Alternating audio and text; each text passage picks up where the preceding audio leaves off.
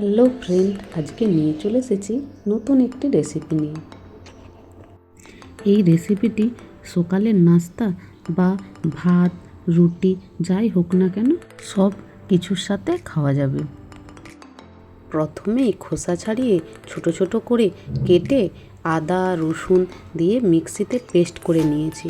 এরপরে ওই পেস্টে বেসন, জিরে, লঙ্কা গুঁড়ি, লবণ, হলুদ, খাওয়ার সোডা সব একসাথে মাখিয়ে নিয়েছি।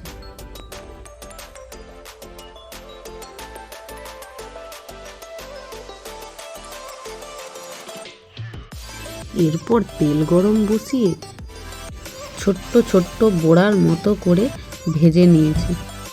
গ্যাসের আঁচ একদম স্লো করে রেখেছি। আপনারা যদি এই ধরনের রেসিপি দেখতে চান আমাকে কমেন্ট করে জানাবেন। আপনারা এইভাবে ভেজে নিয়েও চায়ের সাথে খেতে পারেন। এইবার ভেজে নেওয়া হয়ে গেছে, তুলে নেব।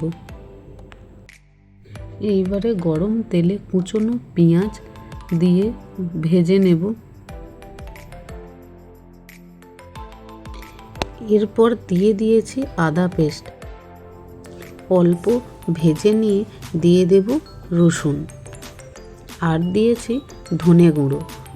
সব একসাথে ভালো করে ভেজে নিয়ে দিয়ে দেব টমেটো কুচি। টমেটো একটু নরম হয়ে আসলে দিয়ে দেব লঙ্কা ও হলুদ গুঁড়ো। এরপর দিয়ে দিয়েছি জল। 2 মিনিট ধরে ভালো করে কষিয়ে নিয়ে তেল ছেড়ে আসলে দিয়ে দেব পরিমাণ মতো জল আর পরিমাণ মতো লবণ। ভালো মতো ফুট ধরলে দিয়ে দেব ভেজে রাখা পকোড়িগুলো। নামিয়ে নেওয়ার একটু আগে দিয়ে দিয়েছি ধনেপাতা কুচি। তাহলেই রেডি আজকের রেসিপি। আজকের রেসিপি আপনাদের কেমন লাগলো কমেন্ট করে জানাবেন। Thank you.